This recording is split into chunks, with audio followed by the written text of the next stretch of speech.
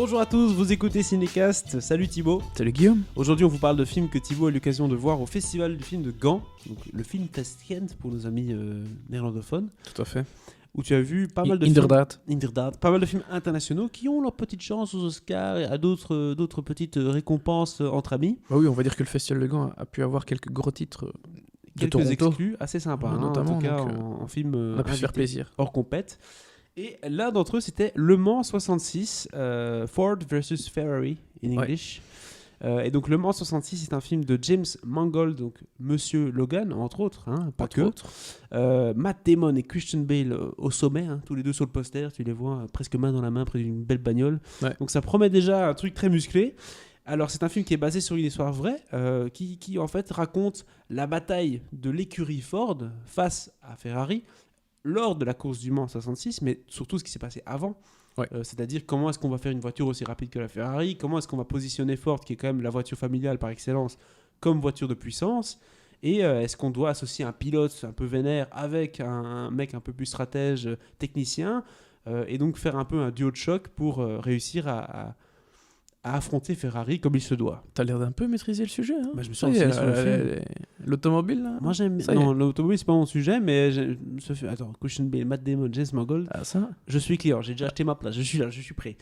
Donc voilà, je propose qu'on s'écoute d'ailleurs tout de suite un extrait de la bande-annonce. Ken, on se connaît depuis quand? J'ai déjà trahi ta confiance? Je vais te mettre au volant d'une voiture au Mans. Alors ferme ta gueule et laisse-moi faire ce que j'ai à faire. D'accord? Voilà le gars là! Bonjour, Shelby. Bonjour, Molly. Va te faire foutre, je t'emmerde. Ça y est, mesdames et messieurs, Ferrari remporte les 24 heures du Mans pour la 5e année consécutive. Monsieur Ford, Ferrari a un message pour vous. Qu'est-ce qu'il a dit? Il a dit que Ford fabriquait des petites voitures affreuses dans des usines affreuses. Et il vous a traité de gros, monsieur. On va enterrer Ferrari aux 24 heures du Mans. Une bande-annonce tout en douceur, Thibaut, pour Le Mans 66. Ça parle bagnole, ça parle dans les dents, c'est Christian Bale forcément.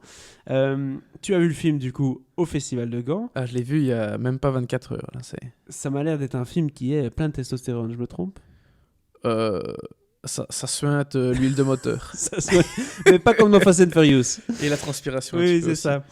Mais pas comme dans Fast and Furious, on est plus près d'un rush, tu te rappelles? Ah oui, de Ron Howard. De Ron Howard, bien sûr. Qui était connu pour ses scènes, on va dire, hyper bien filmées, dans le cockpit, pratiquement. Ouais. Ici, il y a aussi des scènes de bagnole, en tout cas en voyant la bande-annonce, qui sont assez impressionnantes. Mais à côté de ça, j'ai l'impression que le point fort du film, tu vas me le dire, c'est toi qui l'as vu, c'est l'amitié, l'alliance Matt Damon-Christian Bale. Oui, alors en fait, c'est un peu compliqué parce que Et donc Matt Damon incarne Carroll Shelby, qui est un ancien pilote qui faisait justement des longues courses, des 6 heures, des 12 heures, des 24 heures, et puis qui a dû arrêter, parce qu'à un moment il a pris feu, et voilà. Et donc il s'est concentré plutôt sur... Il a pris feu, et voilà, quoi. Comme un lundi, quoi. Le mec, il est arrivé. Oui, c'est ça. Il a pas vraiment eu de séquelles, enfin si, il en a quelques-unes, mais... Il a plus envie de conduire après. Voilà, c'est ça. Voilà.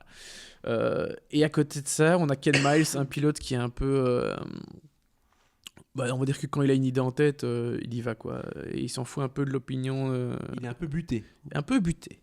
Voilà. Mais pour de bonnes raisons aussi, voilà. Parfois, c'est bien. Bien sûr, pour le meilleur comme pour le pire. Et donc, en fait, Ford, ils sont un peu à la ramasse. Ils sont nulle part en sport automobile, enfin quasiment nulle part. D'ailleurs, ils font pas ces courses comme Le Mans, etc.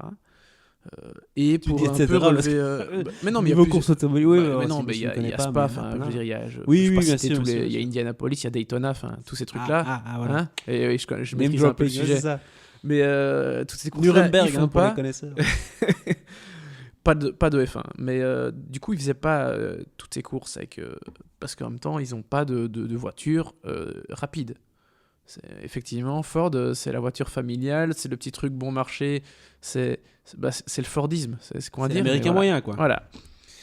Donc, ils veulent un peu redorer leur blason et ils vont se dire, bon, on va attaquer là où ça fait mal. Et donc, on va attaquer Ferrari sur son terrain de prédilection.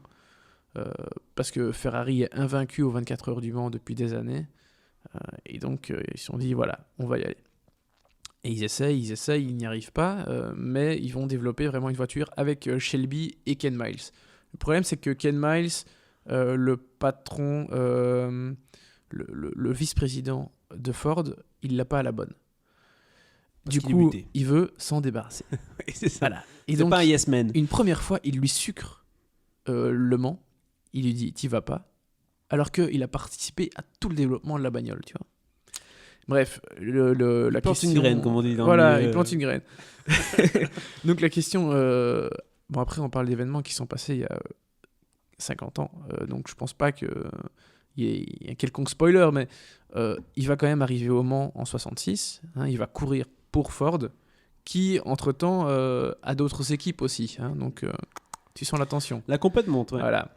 Et je vais quand même pas aller jusqu'au bout Non. hein, pour C'est laisser bien, la les surprise à connaisseurs ceux qui savent ne connaissent déjà pas. l'issue. Voilà, mais on va dire que Ken Miles est un peu le pigeon de la farce pour la direction de Ford.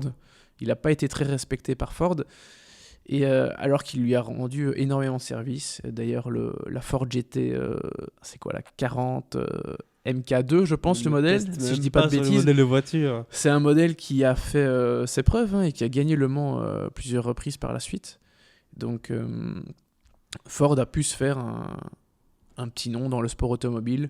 Depuis, on va pas se mentir, ils ont un peu disparu. En F1, ils sont nulle part. Pour le reste, je t'avoue que je suis en fait, un peu ils se sont moins. rendus compte que mais ça n'avait pas grand-chose de voilà. couvrir ce marché-là pour eux. Voilà. Toyota n'a pas sa place en F1. Mais Ford a eu quand même des Hammond ou des McLaren comme pilote. Hein. Donc Ouais. McLaren himself, avant qu'il crée son écurie.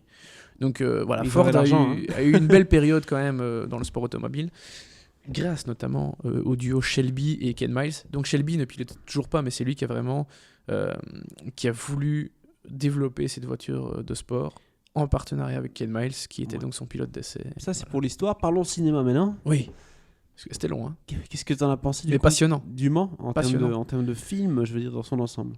C'était absolument génial. Je m'intéresse un petit peu au sport automobile, mais pas à tout non plus. Donc, je dois te dire que tout ce qui est Daytona, Indianapolis, toute la clique, justement, les longues courses de 6, 12, 24 heures, je connais un peu moins. Je connaissais certains pilotes, etc. Mais voilà. Donc, du coup, ici, je connaissais pas trop l'histoire. Enfin, pas dans son entièreté, en tout cas. Et j'ai trouvé ça absolument passionnant parce que c'est hyper bien rythmé, c'est très bien écrit, c'est super bien interprété. Alors c'est pas toujours évident parce que j'ai vu le film non sous-titré. Christian Bale, déjà que parfois il a tendance à marmonner, mais alors en plus ici, il joue... Ken Miles était anglais, donc niveau accent il se lâche. Il prend pas complètement son accent gallois non plus, mais mais il y va, hein, donc c'est pas toujours... Je pense que j'ai dû louper une ou deux quelques répliques un peu plus techniques. Hein.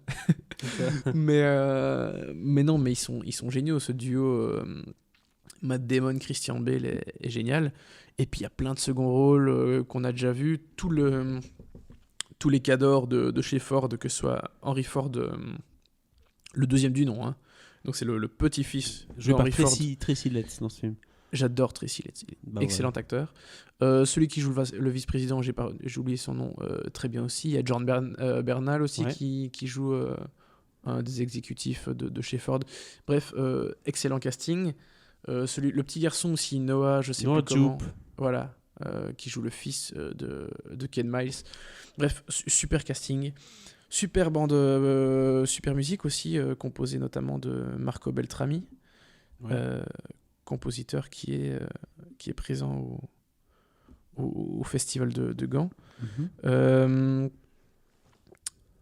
Et voilà, non, c'est un film que j'ai beaucoup aimé parce que c'est passionnant, c'est super bien filmé. Ça aussi, c'est la question que j'avais posée parce que bon, c'est quand même James Mangold derrière la caméra, plus connu récemment pour Wolverine, hein, le combat de l'immortel, et Logan. C'était ses deux derniers films, on va dire, grande ampleur. Avant ça, il y a quand même eu Walk the Line, etc. Donc c'est quand même un réalisateur qui en a sous le capot, Ouais.